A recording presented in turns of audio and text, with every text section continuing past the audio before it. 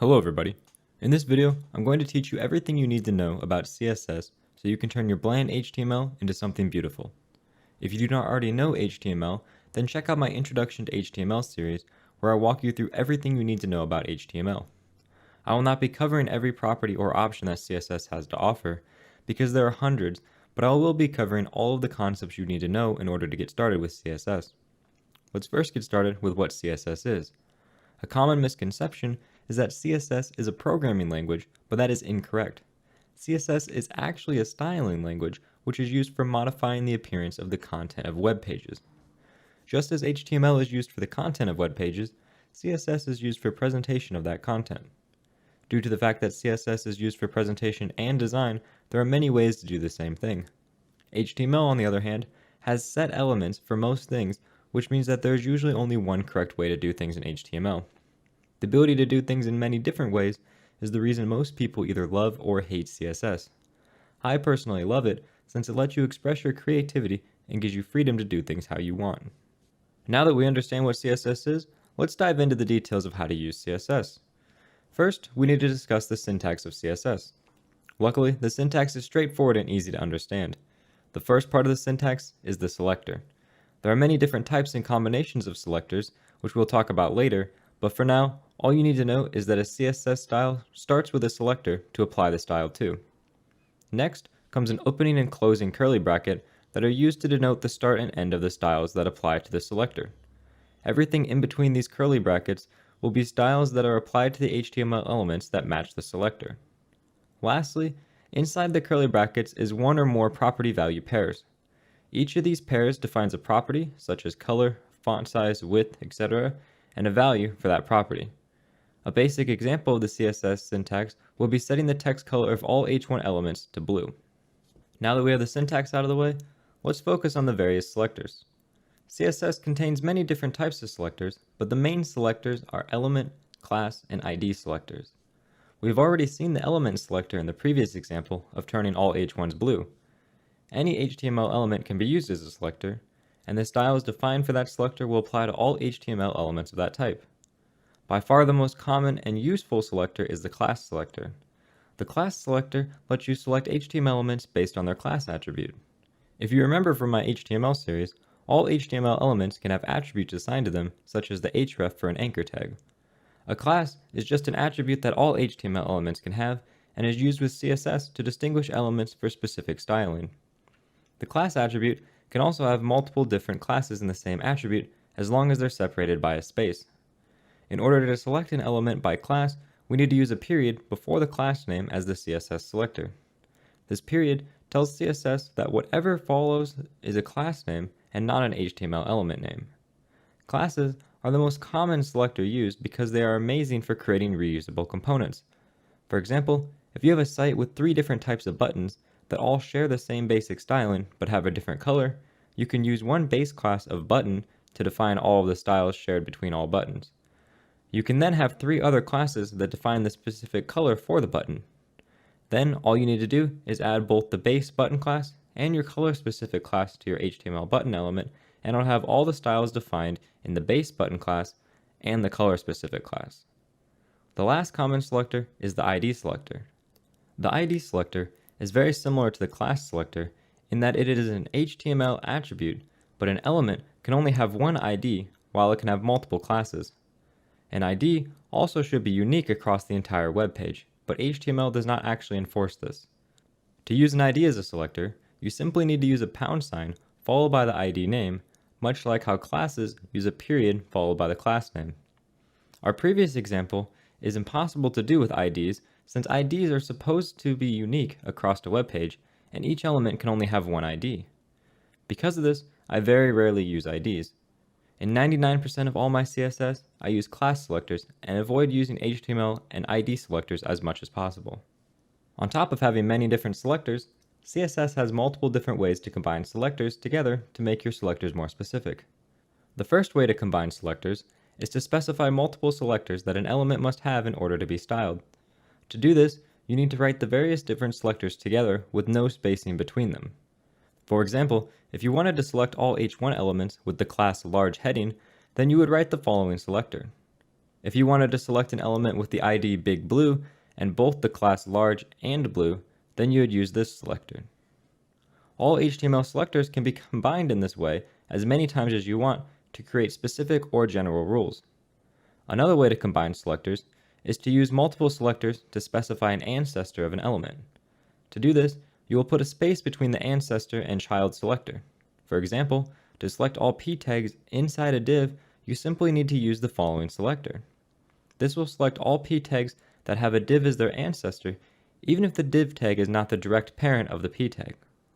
This combination of selectors can be combined with the previous combination of selectors to make even more specific selectors. For example, to select all h1 tags with the class of brown that have a header with the class main header as their ancestor, you would do this. The last common combination of selectors is when you want to share a set of style properties and values between multiple selectors. If you have a class big and another class large that both have the same style properties and values, then you can combine these selectors into one selector by using a comma between the selectors. This allows you to avoid duplication. It is important to note that all of the CSS combination selectors can be used together to create even more complex combinations if needed. There is also one other form of selector, the everything selector, that is used to select every element on the entire web page. This selector is defined as the asterisk symbol and is only really used to set some defaults for your entire web page, such as font family. The last thing we need to discuss before writing some CSS is how to load the styles we write into our HTML page. There are three main ways to do this. The first, and by far worst, is to use inline styles. An inline style is CSS that is written directly inside an HTML element and thus does not need a selector. This is done through the use of the style attribute. This is a terrible idea though, since HTML is meant for the content only, and mixing CSS styles into your HTML elements adds presentation to your HTML, which is meant for CSS files. It prevents us from reusing those styles anywhere else since they are written into the actual HTML element. Lastly, depending on the styles you use in inline, your page may load slower. The second option, of using the style HTML element, is slightly better but still a bad idea. The style element is an HTML element defined in the head and formatted exactly like a CSS file. The problem with using the style element though is that the presentation of the web page is defined in the HTML file and not a CSS file. The styles you define in the style element are also only available on the page you define them and are thus not reusable across multiple pages. The final and best way to define CSS styles is to use a separate CSS file and link to it from the HTML.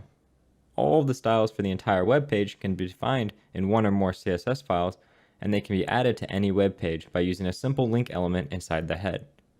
The link element is a simple element that can be used to link files to the HTML, and its main use is to link CSS files.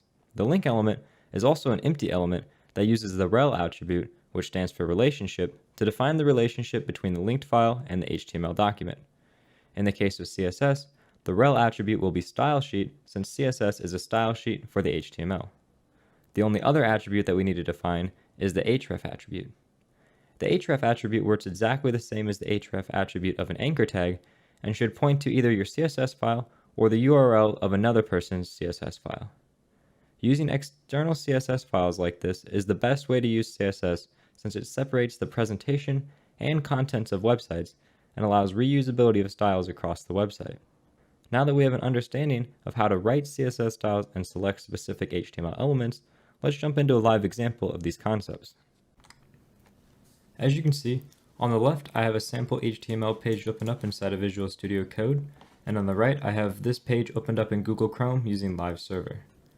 To get started, let's use an inline style on this h1 element to turn the text a different color. So we'd use the style attribute here, and we would set the color value since the color property is used to change text color, and we'll set it to a color of red, for example. If we save that, as you can see, our text will change to red. But as we know, using these style attributes is a bad idea. Instead, let's use the style tag inside of the head and use the h1 selector to select the h1 element, and we'll all set the color to blue this time. Save that and we can see the color is blue. But again, we know that this is not the most optimal way to do it. Instead, let's create a new file called styles.css. Inside this styles.css file, let's put our h1 selector and set the color to green. Now, in order to get this style to load in our page, we need to use a link tag here, which the rel is going to be style sheet, and the href is going to point to that styles.css file. Now if we say that, you can see that our text changes to green. If we were to move this link tag above our style tag, for example, though, you see that our text is still blue. This is because CSS takes whatever the last defined style is for an element. So in this case, the h1 setting the color to blue is below the import of this link, so our text is blue. If we remove this style, though, you'll see that when we save it, our text turns back to green because it's loading this style in here. We can show that example again by putting the h1 here with a color of red this time, and now when we save that, this text will change to red because this selector is after this selector. Now that we've finished importing all of our styles, let's dive a little bit more into how the styles are actually applied. To do this, let's add a class to this h1, and we'll give it a class of blue.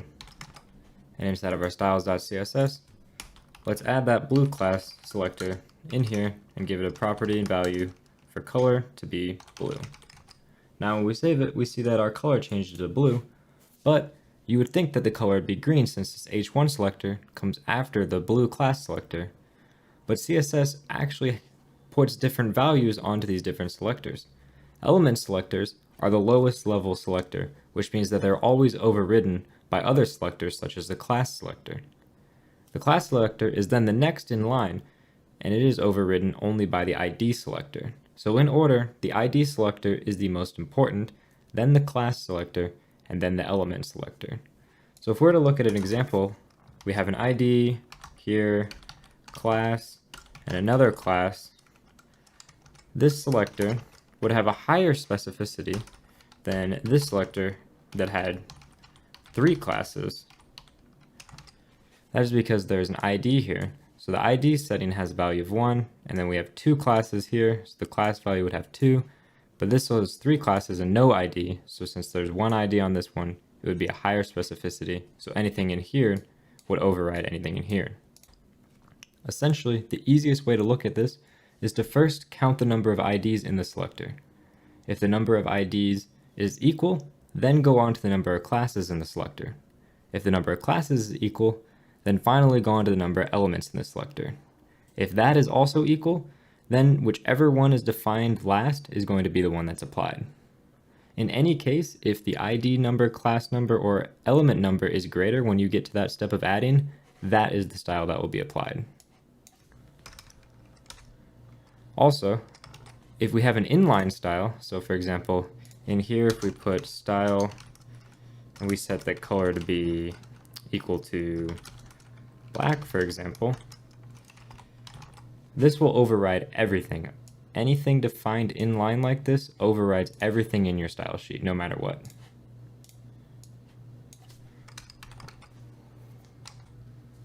Most HTML elements have a set of default CSS that is applied to them. As you can see, the h1 tag over here has margin on the top and bottom of it, and this p tag has this black text. That is because the text color is inherited from whatever the parent is.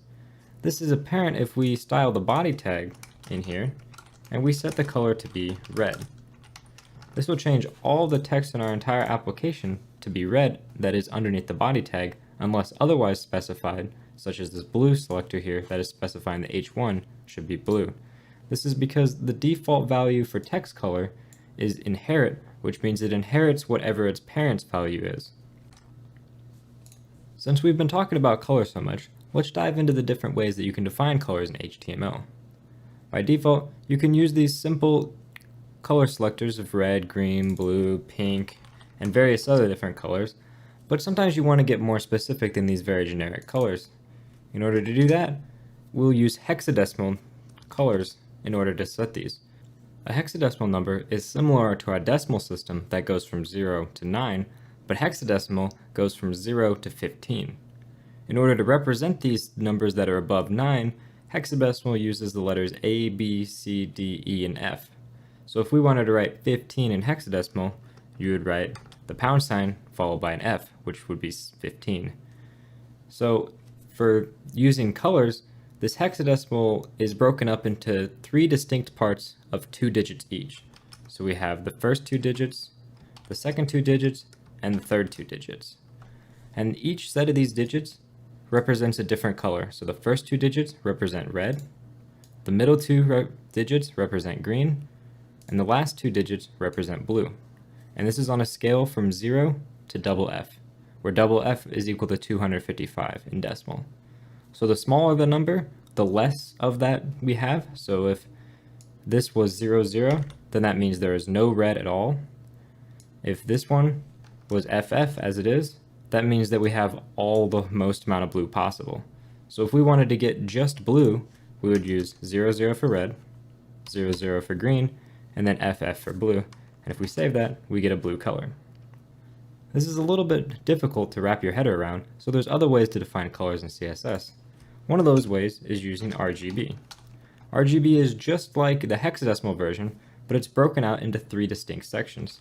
So we have red, which goes between 0 and 255, and this is in decimal, so we can just write 255 if we want entirely red. And the next value is going to be green again, so we can just do 255. And then the last one is going to be blue, and let's just say that's 0. So if we save that, we get yellow.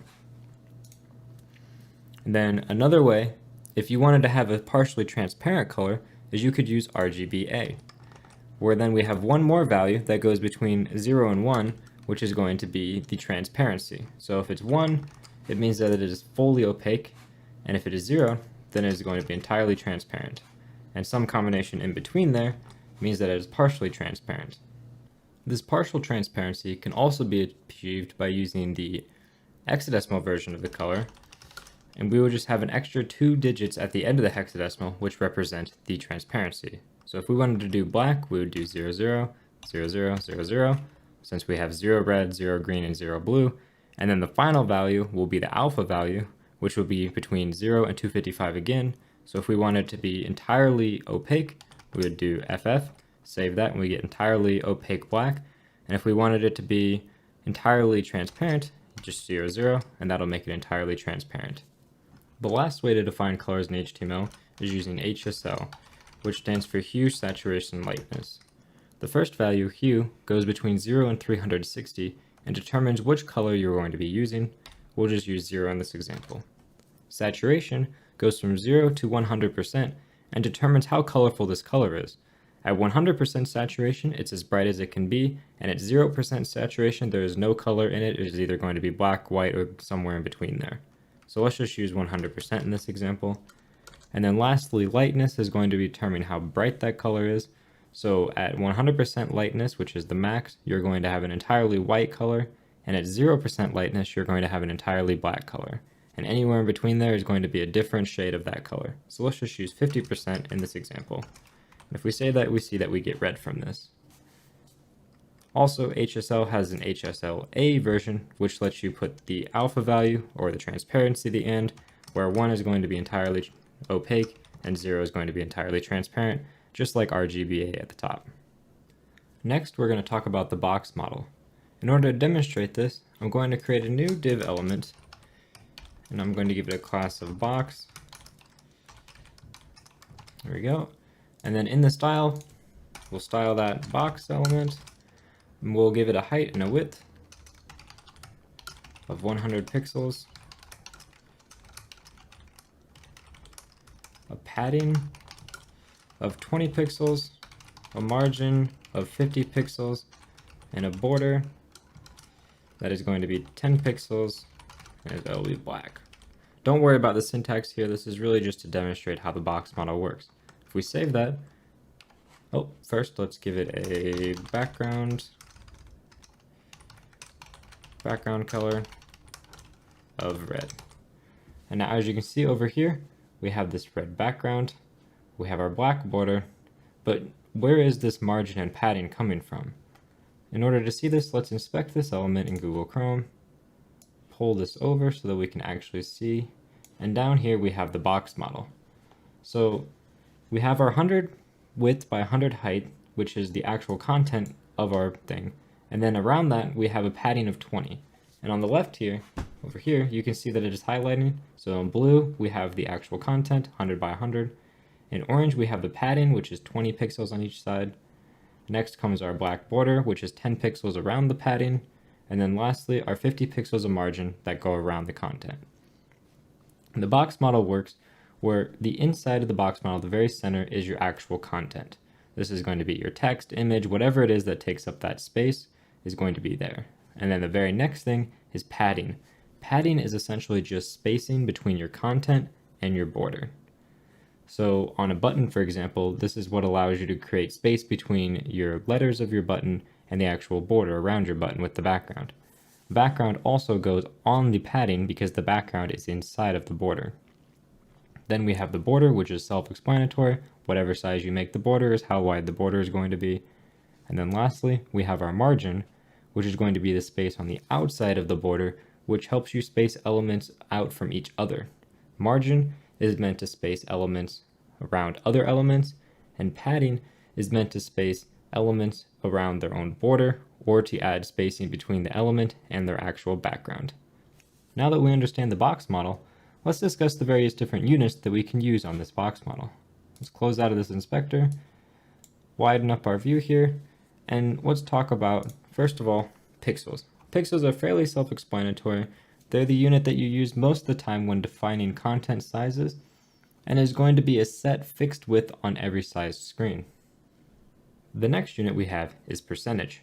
Percentage is also fairly self-explanatory and will take up whatever percentage of the given width that the object has inside of its parent. So if we make this width 10%, this box will be 10% of the width of the screen, since the entire width here is how much space we have to work with. A next type of unit that we have is going to be EM. EM is mostly used for fonts and font related situations like padding around fonts, and it is going to be, it scales off of the actual font size. So if your font size is 16 pixels, then 1 EM equals 16 pixels. 2 EM would be 32 pixels, and so on.